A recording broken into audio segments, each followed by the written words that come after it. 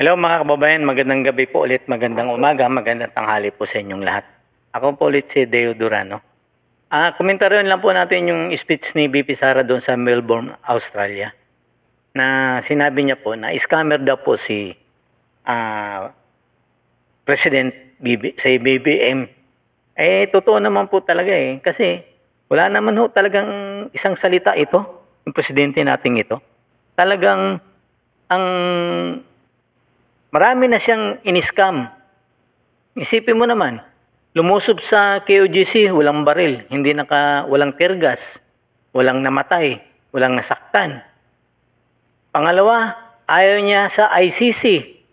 Anyet, nakapasok lang ang ICC sa atin para imbestigahan si Pangulong Duterte. Ayaw niya na napadala si Pangulong Duterte doon sa nasana yung 20 pesos na bigas na sinasabi niya. Bakit sa isang tindahan lang? Di ba pang-scam yun? Para lang mapatunayan niya na, ibigay na namin sa inyo yun. Ganun ang mga scammer Para na-fulfill yung pangako lang, pero sa isang tindahan lang. Paano naman yung ibang Pilipino, mga kababayan?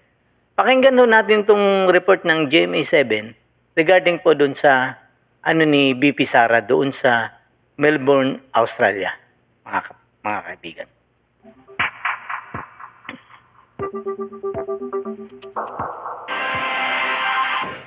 Budol ang mga pangako noong kampanya?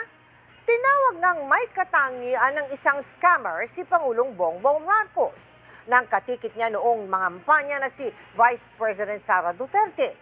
Dumipensa naman ng palasyo at tinanong ang bise kung sino ba ang tunay na nambubudol. Nakatutok si Ivan Mayrina. He has the hallmark of a scammer. Ganyan isinalarawan ni Vice President Sara Duterte si Pangulong Bongbong Marcos sa panayam sa kanya sa Melbourne, Australia. In fact, he has not followed through with any of his campaign promises. And that is an example of the conflict with regard to our president. And, budol in English is scam, no? Yeah. We're not surprised. Nasa Australian bise, kung saan dumalo siya sa rally para sa panawagang pagpapalaya kay dating Pangulong Rodrigo Duterte. Dito rin niya binatikos si Pangulong Marcos. I have problems with his performance as president. And I have problems with the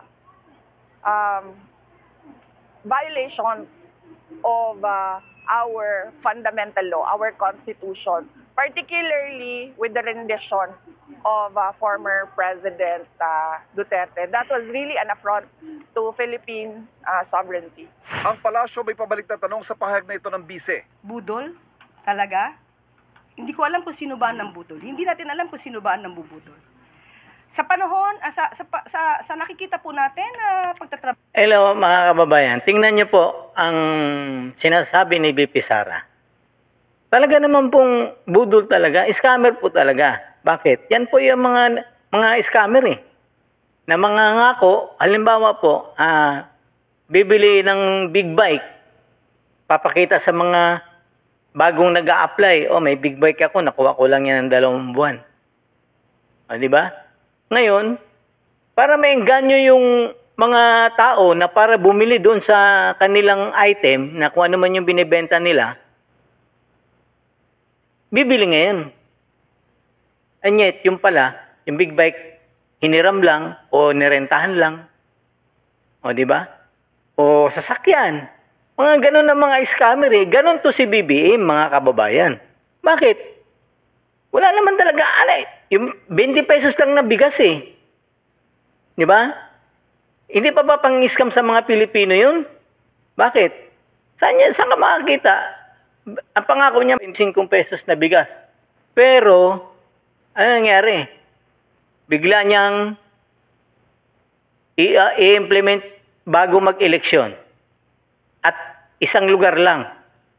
Paano yung mga ibang Pilipino? Hindi ba para lang masabi nila na napurpil nila yung promise nila, natupad nila.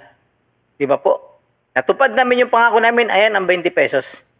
Pero, Ang hindi natin alam, laging sinasabi ni BBM, ayaw ko sa ICC. Anyet, napadala doon si Pangulong Duterte sa ICC. Nakapasok ang ICC dito, nag-iimbestiga. Ano yun, hindi niya alam? Oh, ayaw ng impeachment. Pero ang nanguna, yung anak niya sa pagpapapirma ng mga congressman. Yung ba ang ayaw, mga kababayan? Yan ang masakit na ito pa rin. Talagang scammer po ito. Hindi po talaga marunong maging presidente ito. Ang presidente natin ngayon. Anyet, ang sagot pa naman na nitong aso dito sa Malacanang na si Claire Castro, budol? Kini-question pa bakit? Ano man naging trabaho ni BP Sara? Di ba naghintay lang na mawala yung presidente? Ay kung hindi kaya ng presidente ninyo na manungkulan diyan umalis na lang kayo diyan. O di ba?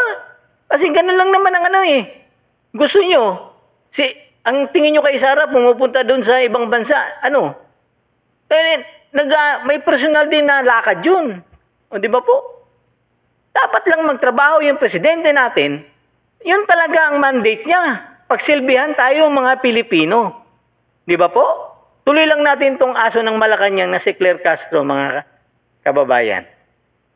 Trabaho ng Pangulo sa pag-uutos sa amin na focus sa trabaho at hindi pamumulitika. Hindi pamumulitika? Sino bang namumulitika?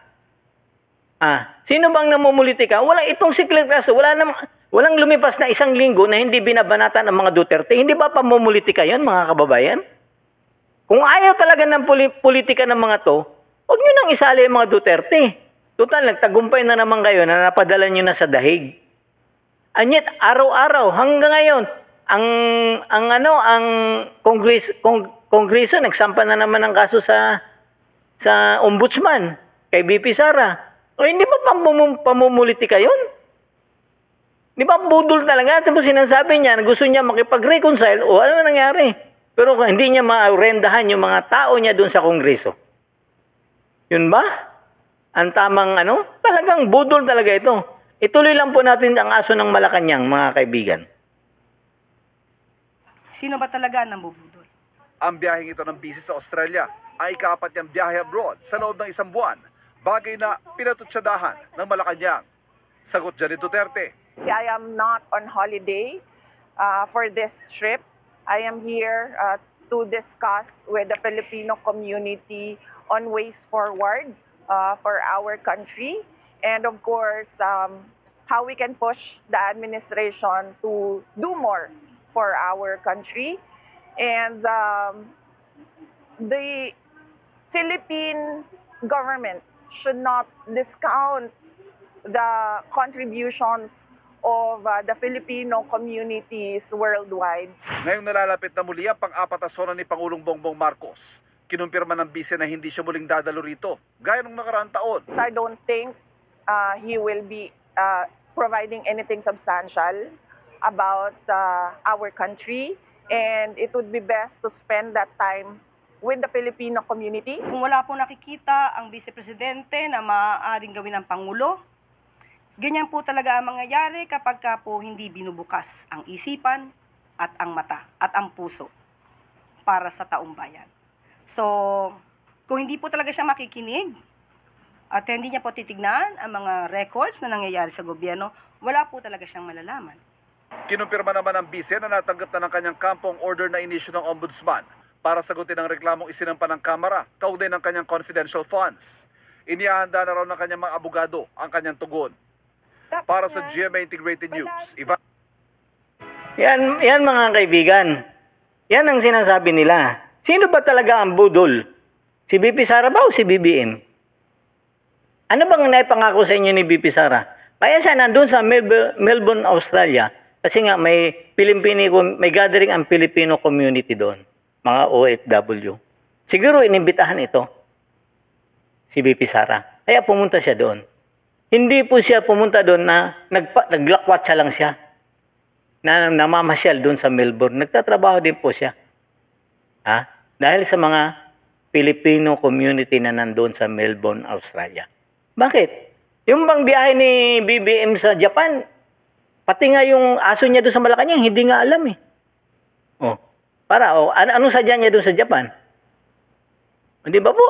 Nilihim nila yon. Bakit? May dahilan sila kung bakit sila pumunta sa Japan. Siguro mangungutang na naman. Kaya baka hindi naman pinautang ng Japanese. Yun po. Kaya nga po, dapat po talaga magtrabaho si BBM kasi siya ang presidente. Si BP Sara, kung mayroon siyang pwesto sa gobyerno, magtatrabaho yan, katulad doon sa DepEd. Kaya nga umalis yun sa DepEd eh. Hindi sa ayaw niya magtrabaho. Kasi, ang sabi niya, ginagamit lang siya para gawing kurakot ang mga ano. Kasi bakit? Nag-i-insert nga ng pera doon eh. Ayaw niya nang magamit siya. Kasi bakit? Nung unang hingian ng budget, ang hiningi niya 14 billion lang. Di ba po? Pag-release ng 14 billion, ginawang 19. Naging 19.5 billion. Hinihingi niya nila yung 5 billion ng mga congressman. Hindi niya binigay. Ang ginawa nila, nag-insert sila. Ginawa na naman ng congressman ng 24 billion. Halos 10 billion yung kinuha nila. Ang binigay lang nila kay BP Sara, yung 14 billion lang na hinihingi niya. Di ba po? Kaya siya nag-resign sa DepEd dahil sa ganung mga sitwasyon. Kasi ang insertion nga, hinihingi ng mga congressman yung pera pag nag-insert sila. Di ba po? Kaya siya umalis ng DepEd. May mga dahilan po yan. Kaya malalaman talaga natin ito sa impeachment trial. Kung bakit. Kasi siyempre, iano nila yan doon. Pero ang ating mga congressman, wala talagang ibang bukang bibig kung hindi ang confidential fund ng OBP. Di ba po? Dapat lang po talaga magtrabaho si BBM kasi siya yun ang ano eh. Sana yung pangako niyang 20 pesos ang kilo na bigas. Napurpil nga nila sa isang lugar lang. Tapos limitado pa yung bibili. 10 kilo lang bawat isa. Tapos ano nangyari? Ayaw niya ng ICC. Anyet, nandoon si Pangulong Duterte sa ICC. Hindi ba budol yan? Ayaw ng impeachment. Anyet, ang anak niya nanguna mismo sa impeachment. Di ba? Scammer talaga. Networking yata itong alam na trabaho ni BBM. Hindi talaga alam maging presidente. Di ba, mga kababayan? Kaya sana, malaman din natin ang buong katotohanan nito. Pag natuloy talaga yung impeachment na yan, ako gustong-gusto talaga matuloy yan. Para magkawintang-wintang talaga. Kasi alam na po na si BP Sara may mga hawak na ebidensya yan. Baka may video pang ipakita yan. Di ba po? Sana nga po, matuloy po yung impeachment na yan. At ikaw, BB, magtrabaho ka. Karapatan mo yan dahil ikaw presidente. Si BP Sara, spare tire lang yan. Kung kailan ka ayaw umawala o kung hindi mo na kaya, umalis ka na dyan. Kung hindi mo kaya maging presidente o pang-i-scam lang sa mga taong bayan ang kaya mong gawin. Di ba po? Yun. BBM, dapat umalis ka na dyan. Kasi scammer ka, hindi ka marunong maging presidente. Hanggang dito na lang po. Ako po ulit si Deo Durano. Magandang gabi po, magandang umaga, magandang tanghali po sa inyong lahat. Don't forget po to like, share, and subscribe to my YouTube channel, Deo Durano 2.0. Deo Durano TV 2.0. God save the Philippines.